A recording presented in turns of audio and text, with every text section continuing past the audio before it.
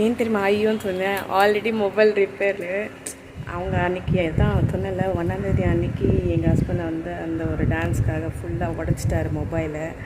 அப்புறம் மாஸ்டர் கிரேஸில் எங்கள் அப்பா அம்மா கிரேஸில் காட் பிளஸில் அதை வந்து நான் ரிப்பேர் பண்ணி ஸ்டிச் பண்ண காசில் அதுக்கப்புறம் ஃபைனலி அது வந்து அந்த அண்ணா அந்த தம்பி சொன்னாங்க மேக்ஸிமம் நான் பண்ணியிருக்கேன்க்கா, அதுக்கப்புறம் அது போயிடுச்சுன்னா அதோட அவ்வளோதான் அதோட ஃபீச்சருன்னு.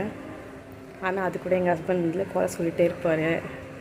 அப்புறம் இன்னொரு ஃபோன் எழுந்திருக்கு, அது ரிப்பேர்னா இதை வாங்கி கொடுத்தாரு.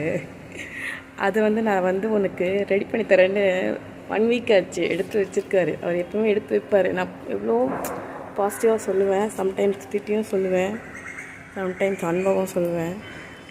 ஆனால் அவங்க ஹார்ட் எப்படின்னு நம்மளுக்கு வந்து சொல்ல முடியும், அது எல்லாத்தையும் நம்ம சொல்ல முடியாதுல்ல. ஸோ அதனால் பிஸியாக இருப்பாங்க பாவம், ரொம்ப பிஸி, பயங்கர பிஸி எங்கள் ஹஸ்பண்ட். அப்பா அடுத்தவங்களுக்கு ஹெல்ப் பண்ணுறதுனா அவருக்கு ரொம்ப பிடிக்கும்.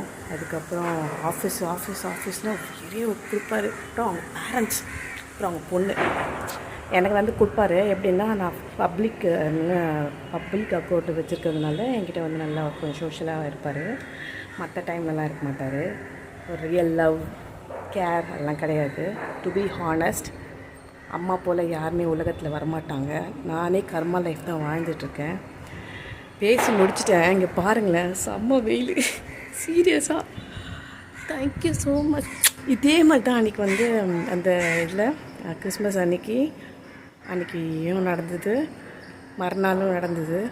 ஸோ இந்த யூனிவர்ஸ் ஆச்சும் நான் பேசுறது கேட்குறேங்க இல்லையா? ஸோ ரொம்ப சந்தோஷமாக இருக்குது. இதெல்லாம் எதனால் எனக்கு கிடச்சிது? இந்த தியானத்தினால தான். அழுதுட்டு இருந்தேன் நான், இன்றைக்கி சிரிச்சிட்டே இருக்கேன். அதுக்கு காரணமே இந்த தியானம் தான். So thank you master. சுற்றிட்டே இருப்பேன் நான். ஐயோ நல்லா வெயில் அடிக்குது, அப்படியே டக்குன்னு.